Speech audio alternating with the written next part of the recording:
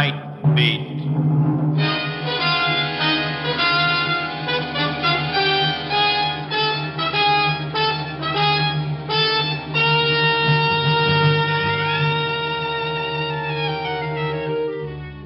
Hi, this is Randy Stone. I cover the Night Beat for the Chicago Star. Stories start in many different ways.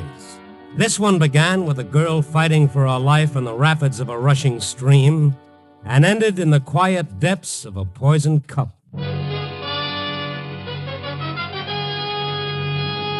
Night Beat, starring Frank Lovejoy as Randy Stone.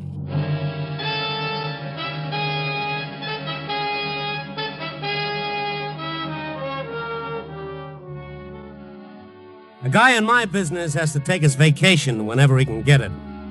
And the best I could get was a string of short weekends at a little resort town called Paradise Lake. It's only a few hours' drive from Chicago with lots of woods and streams. It's a lovely spot located just outside my income. It was after one of these weekend, if you'll pardon the expression, vacations, that I was heading for Chicago in time to get back on the job that night. I checked out of my rented cabin and had just crossed the bridge over Rocky Creek when suddenly I saw her. I jammed on the brakes. The girl lay on the edge of the road unconscious, my front wheels almost touching her. Hey, you, what's the matter? I got out of the car and ran over to her. The late afternoon sun gleamed on her wet, disheveled hair, and she was soaking wet.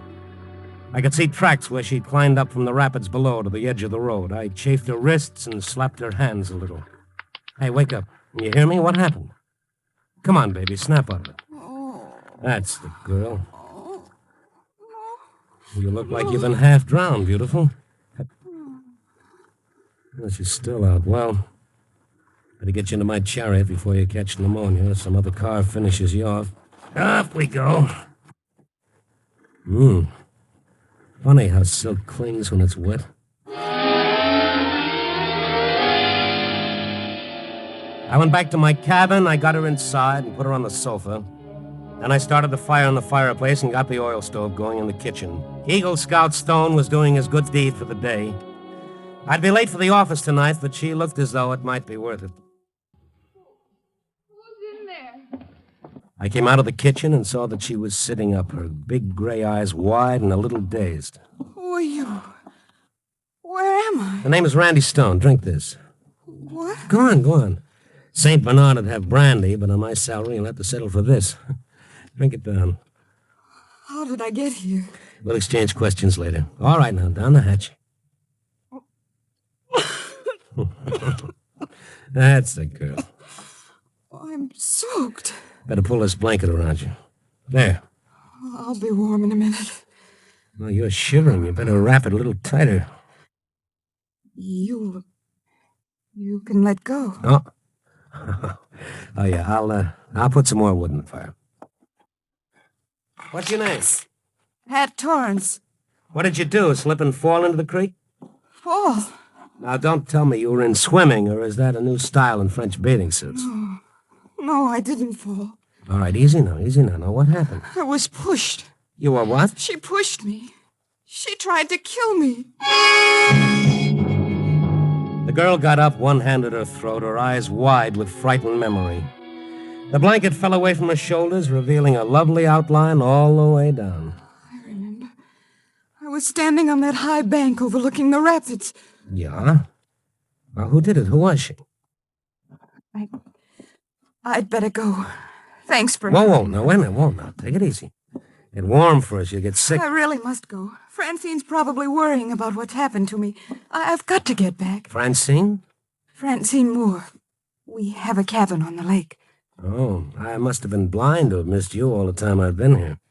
We just got in today. Oh, I see. Well, whoever pushed you in certainly didn't lose any time, did she? I'd rather not talk about it. Maybe I better drive over to your cabin and get your girlfriend to bring over some dry clothes and then round up a cop on the way back. Oh, no. No, please, not the police. What's everybody got against the police? Why not? Not right now, anyway. I want to talk to Uncle Ben first. Her father. Uncle Ben? Well, he's really not my uncle. I mean, well, he raised me when I was a kid. I owe him an awful lot. Ben who? Mason, he runs the hotel here, Paradise Inn. Wait a minute. You mean Ben Mason's daughter, Margaret? Why would she want to kill you? Because she hates me. Oh, I shouldn't have listened to Francine. She said I might get a chance to rest, to straighten things out in my own mind. Then when we get here, I find Marge already on the scene. Yeah, but Pat, what makes you think it was Marge who pushed you? Oh, it was her, all right. She's broken up my marriage, stolen my husband, and now she's tried to kill me. Well, beautiful, all I can say is that any man who'd pass you up for Marge Mason is the kind of a guy who'd marry Hetty Lamar for her money. Just what did happen? Well, I'd been walking along the creek. Mm-hmm. Francine was busy getting the cabin fixed up, and I was going to the store. When I got to the little footbridge, I suddenly saw Marge standing there. I had no idea she'd be here. Why, Pat, darling. Dad said you were here, but it didn't seem possible. You and Francine together. Ed's old girlfriend sharing a cabin with you. Francine Moore was never, as you put it, my husband's old girlfriend, and you know it. Really, dear? Hasn't Francine ever mentioned it? Well, no matter. There comes a period in every man's life, but she was just a comma in his. Why, you unscrupulous. How naive can you get? Ed's played the field all his life, and he always will. You never really understood him. I thought I understood you. I looked on you as if you were my own sister. I trusted you. That's what Grace used to say about you. Grace? Yes, dear, Grace Rainey, another member of Ed's harem. She's here at Paradise Lake, too, you know. Grace Rainey? What do you mean? Oh, why Dad is she... gave her a job as a hostess at the inn. The same big blonde cow. But you know Ed. He always did suffer from high blonde pressure. Ed was never interested in Grace. Wasn't he? Don't play innocent with me, darling. It's really jolly. You, Grace, Francine, and I, together once again in the old hometown. Old home week. All we need is Ed on the scene. And I shouldn't be surprised if he weren't on his way. What? You mean he's coming here? Come now, Pet. How corny can you get? Cut the act. You must have known he was planning to spend a few days here. Why else did you come? To get away from him. From everything that reminded me of him. Oh, please. Why don't you do the decent thing? Call it quits. Give him his divorce. Why? So you can profit by what you've done to me? I've tried to be patient with you. I've gone a long ways to try to reason. Keep right on going. Don't ever let me see you again. All right, Pat. If that's the way you want it. But if you insist on clinging to him like a spider just to spite me, you've only yourself to blame if anything happens. What do you mean? Is that a threat? Take it any way you wish. Any way you wish.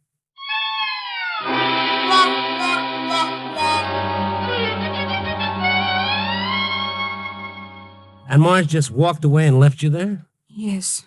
Then how could she have pushed you? Well, I don't know. She must have come back. There was no one else around. Well, she had the motive, I suppose, but still. It's like a bad dream. To think Marge could do a thing like that. We used to be so close. We were even brought up together when we were kids. All right. Everything will be all right. Use my shoulder if you want. You want a handkerchief? Thanks. What did you say your name was? Randy Stone. Oh, you've been very sweet, Randy. I must be a sight to behold. Well, on the contrary, you're a sight to be held. Oh, I'll bet. Oh, that's a lousy pun, I know. Anyway, this fire's nice and pleasant. Yeah. Say, maybe I better fix up something to keep you from catching cold. Oh, I'll be all right. No. I got some stuff left in the kitchen and in this bottle. I'll fix you a hot toddy. Oh, don't bother, Randy. It's no bother at all. After you drink this, I'll drive over to your cabin and get your friend Francine. All right. Where is your cabin? Just past the inn across the road. I'll have this ready in just a few seconds. Swell. So we had some hot toddy together. I hadn't had all the ingredients, maybe, but at least the essentials were in it, and it wasn't too bad. I got her to tell me something about herself. Her struggles, her dreams, her telephone number. Suddenly I realized how late it was getting. Late? Oh, golly, it is at that. Francine will be frantic. Yeah, not to mention my boss when I get back to Chicago tonight. Your boss? Yeah, the night editor. You mean you're a reporter? Any objections? Yes, you'll put this in the paper. Oh, why not? Oh, you mustn't. It'll hurt Uncle Ben. If he finds out what's happened between Marge and me, he'd be terribly upset. Yeah, well, now look, dollface, you just watch your step and make sure you don't get any free publicity yourself in the obituary column. That'd really upset dear old Uncle Ben. Now, you sit right here until I get back. If Marge or whoever it was who pushed you in catches you alone, there's no telling what might happen.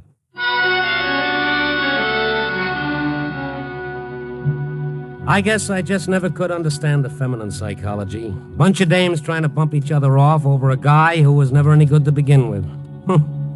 Give me a nice, clean, masculine murder any time. At least it makes some sense.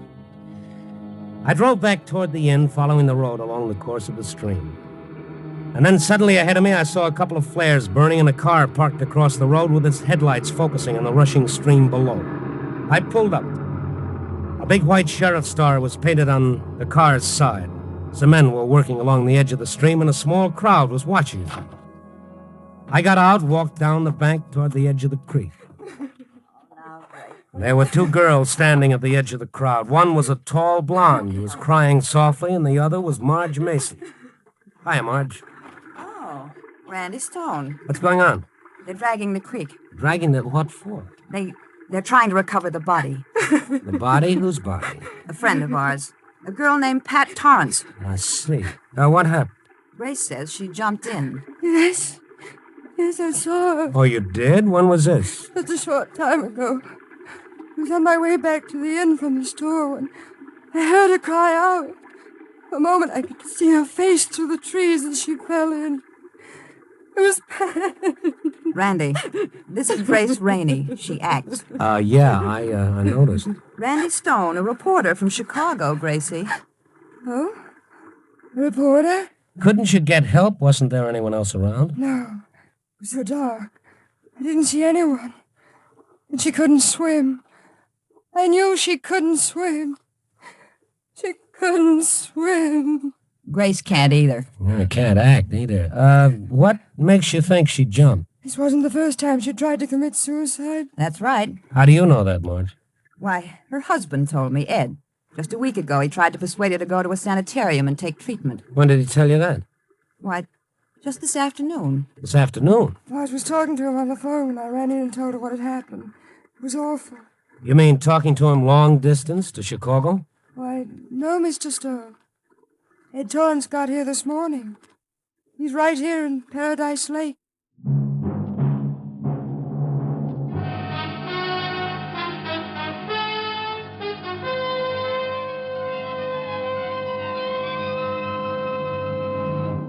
NBC is bringing you Night Beat, starring Frank Lovejoy as Randy Stone.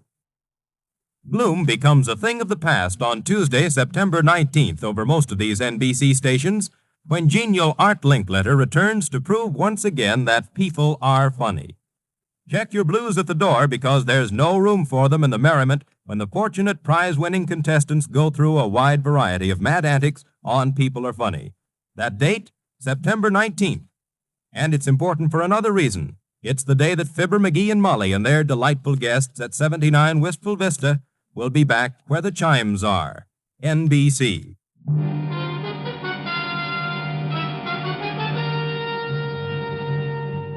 And now back to Night Beat and Randy Stone.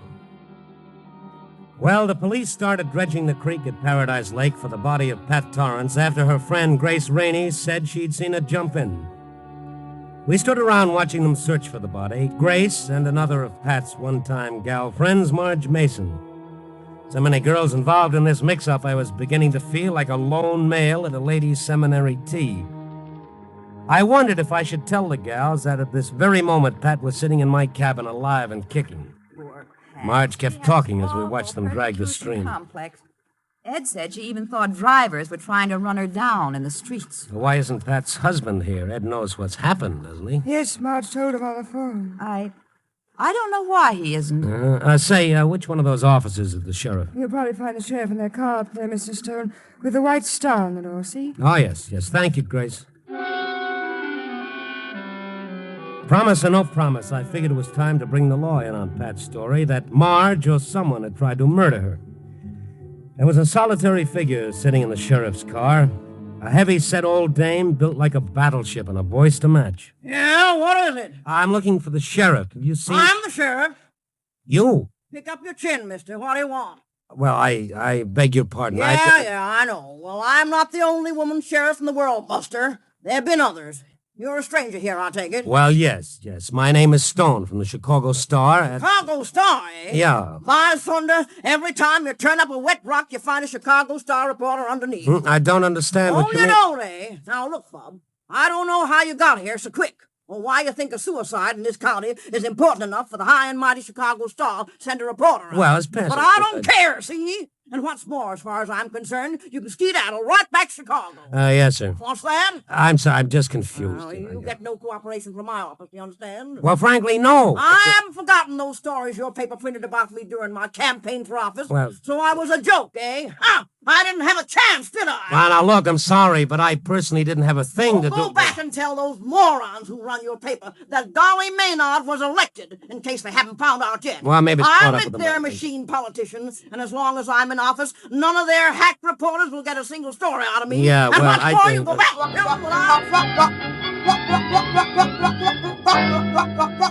What kind of a hen house had I gotten into here? Dames. Well, I left her there sputtering, her fuse still burning. If the sheriff of Paradise Lake indicated the local level of sanity, maybe it was just as well I kept my mouth shut as Pat had asked me to. So I drove on past Paradise Inn to Pat's cabin across the road. The light inside shone through the drawn blinds. Pat's roommate, Francine, was apparently still there. I got out, walked across the road, and up the short gravel path to the cabin door. I could hear voices as I approached. Oh, how awful. How utterly awful. I know, Francine. Hard for me to believe myself. It was Pat.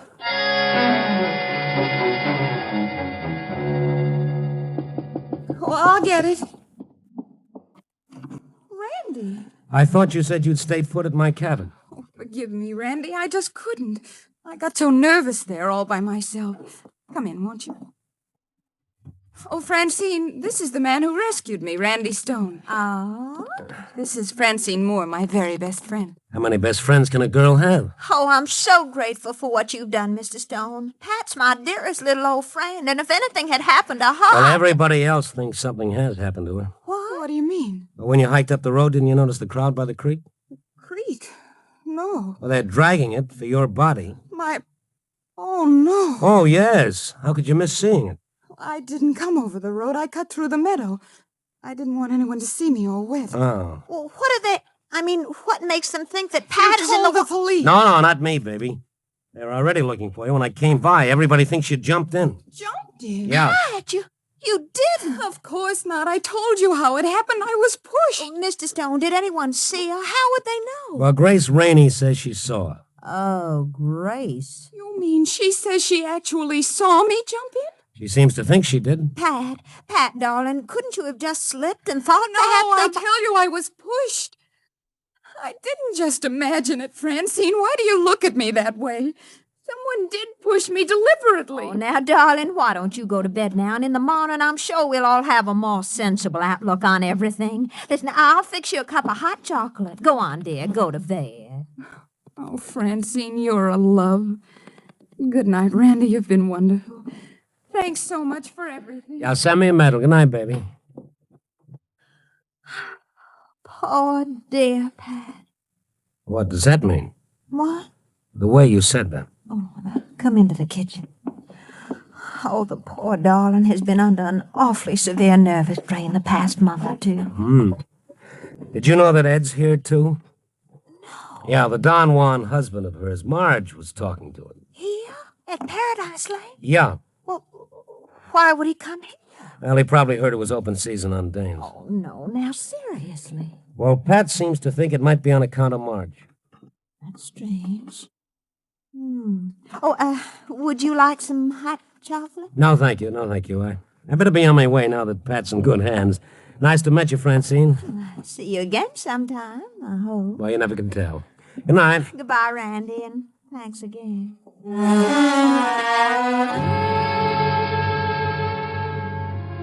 I went back to my car. I got in. I lit a cigarette. I sat there for a while, wondering where Ed Torrance had been when Pat was pushed into the creek. There are a lot of things I began to wonder about Ed. What kind of vitamins did a guy have to eat to get into his league? I was about to turn on my lights and start back to the inn to find him when I saw the dim figure of a girl stealing around from the back of the cabin. It was Pat. I opened the car door quietly. The dim figure halted suddenly, tense and looking my way. I couldn't see her face, but there was something about her that was different. No, it wasn't Pat. It was someone else. I jumped out, and as I did, the girl fled toward the trees, a filmy scarf streaming behind her. Wait! I ran across the road as she disappeared. I started running down the road after her, but she crossed it and disappeared into a grove bordering the inn grounds. I thought I saw her go up the veranda of Paradise Inn, and I bounded after her. There was no one around except a couple of elderly dowagers in rocking chairs. They stopped rocking when they saw me, and I asked them, did a girl just come in? A girl? Which girl, young man? A girl, any girl. Not very particular, are you? Oh, never mind. And just then, over the side railing, hurrying up the garage driveway, I saw her. I turned and ran down the steps. It was just a glimpse, the lights from the inn glinting on her reddish-brown hair as she hurried past, heading for the guest cottages and back. Hey, wait a minute! Yeah? What? Marge, it was you. Why, Randy. Who did you think it was? Didn't you just come from behind Pat's cabin? Whatever are you talking about? What would I be doing there? I'm sorry. I thought I saw you. Well, never mind. What's the matter? You seen Ed tonight? Ed? Yeah. Why, no. Why do you ask? Well, I just wondered why he came here today. Well, he must have found out Pat had come here, I suppose. He phoned you said. Well, yes. Why are you asking all these questions? I'm a reporter, remember, dear? Grace is fixing some coffee at the cottage we're sharing here in back. Why not join us before you go? I wouldn't miss it. This way. So you're bunking with Grace? Yes, the inn's so crowded I had to move in with her in one of the guest cottages. The one right over there, with the lights on. Oh, yes, I see. Looks like she forgot to draw the blinds. Yes, and the window's wide open. I hope she isn't under... Well, it's a warm night. Looks like she's curled up in that easy chair for the evening. She and that telephone. That woman. She simply monotonizes the telephone. Right around this way, Randy. Mm-hmm. But, Ed, why'd you have to leave without me telling me? Wait. What's the matter? Quiet. Marge put her fingers on my lips, and we stood there by the cottage door motionless. You're on your way back to... Grace Rainey's voice came through the open window clearly, and with every word, Margaret Mason grew more tense and strained, and her eyes more stormy. Dear darling. This Ed again, this Superman. Yes, I know, dear. Marge Ronda was a bit startled. I can imagine how surprised you were when you called the cottage and she answered the phone. Why, of all the... Steady. Yes, I know, Doc. Well, Francine's here, too, but what of that? All that's water in the creek, you might say. There's nothing to stop us from getting married. Married? No, dear. And they haven't found the body. But Pat's dead. How do I know? Well, you see, darling, I saw her push Ted. Yes, that's right. Push. She did it. Well, let's face it, darling, we both wanted her dead. So, now our wish is granted. We're free to marry. Free, is she? So, you're free, are you? Not for long you won't be, you two-timing, double-crossing she-Judas. Easy. You'll be in jail within 24 hours for murder. Guess look. again, dearie. You see, I know who killed Pat Torrance. Goodness. What's all the commotion? Francine Moore, little Miss Dixie, stood in the doorway that opened on the little back porch. When I saw her standing there, a long silk scarf trailing over one shoulder, I knew at once it had been she who'd come from around back of the cabin, hoping not to be seen. What are you doing here, Francine? Oh, I thought I'd drop in to straighten out a few little things for both of you and Marge. Francine, what do you mean? If you thought Ed had any intention of marrying either of you, I'm terribly sorry. Because you're wrong. What? Ed and I are being married as soon as his divorce is final. Oh, you are you? Yes, Grace, we are. Well, congratulations. How many of you is he marrying? I'd say those congrats if I were you, Randy. Because she isn't marrying anybody. Little Miss Moore is going to the electric chair for murder. Grace. Now, wait a minute. I saw Francine push Pat in the creek. How very amusing. So I murdered Pat. Well, do you know where she is? At our cabin, asleep in her own bed. How long do you think that story will stand up? Ask Randy. Well, I left Pat at their cabin all right just a few minutes ago. So, she's got you to lie for her, has she? Well, I shouldn't have left Pat alone, Randy. She's not well. No telling what she's liable to do, but I felt I owed it to these ladies to set their minds at rest, if they have any minds left. You're not getting away with it, Francine. I'm going to the police right now. Come back here, Grace. Come back, I'm warning you. Francine, drop that gun. Oh, take your hands off. Drop it. Do I have to break your arm? Oh, stop So you came here to find out how much Grace really knew? Now you know the game's up. Killing won't do you any good. You're finished. You're through. Oh, stop. All right, drop it. The gun exploded as it hit the floor. Francine's soulful brown eyes widened in an instant of horror, and then suddenly she slumped. And I know that little Francine had caught one of her own bullets. Marge and I bent over her. Randy, is she... Get on the phone quick. Get a doctor. Yes. Francine. Francine, do you hear me? Randy, go to the cabin. Pat, Pat, what about Pat, Francine? Is she all right? Pat mustn't drink the hot chocolate. Poison. Poison? I didn't bother with a car, but covered the 100-plus yards between the inn and Pat's cabin in an unofficial world speed record. I yanked open the cabin door, rushed through the room, and into Pat's bedroom. Oh, I'm sorry, honey. I came for some hot chocolate. Did you drink any? Hot chocolate? Have you gone crazy? Of course not. Can't you see I've just come out of the tub? Yeah, I didn't mean... I'll wait outside. Get your clothes on, beautiful. You're having more company. What? Who? Well, the sheriff. She'll want some of that hot chocolate, too, so don't touch it until she gets here. You understand?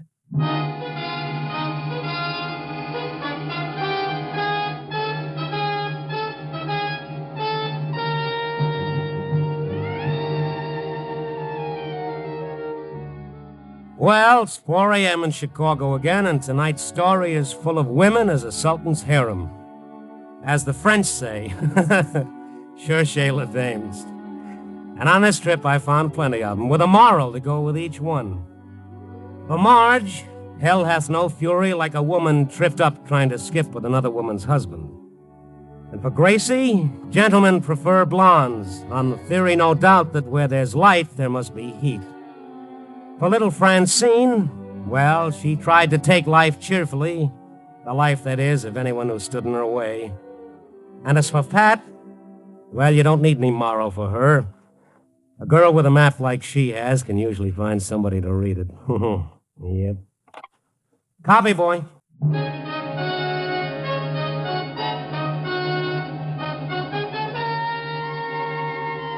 Night Beat, starring Frank Lovejoy, is produced and directed by Warren Lewis and edited by Larry Marcus. Tonight's story was written by Irvin Ashkenazi with music by Frank Worth. In tonight's cast were Barbara Fuller, Rose Hobart, Shirley Mitchell, Eileen Prince, and Martha Wentworth. Frank Lovejoy will next be seen in Milton Sperling's production 3 Secrets, released by Warner Brothers.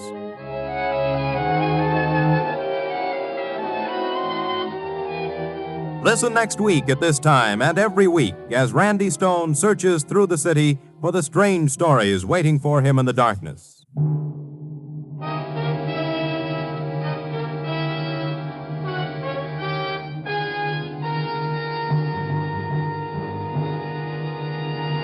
Night Beat came to you from Hollywood. 3 chimes mean good times on NBC. Now, stay tuned for Brian Donlevy as a soldier of fortune on Dangerous Assignment on NBC.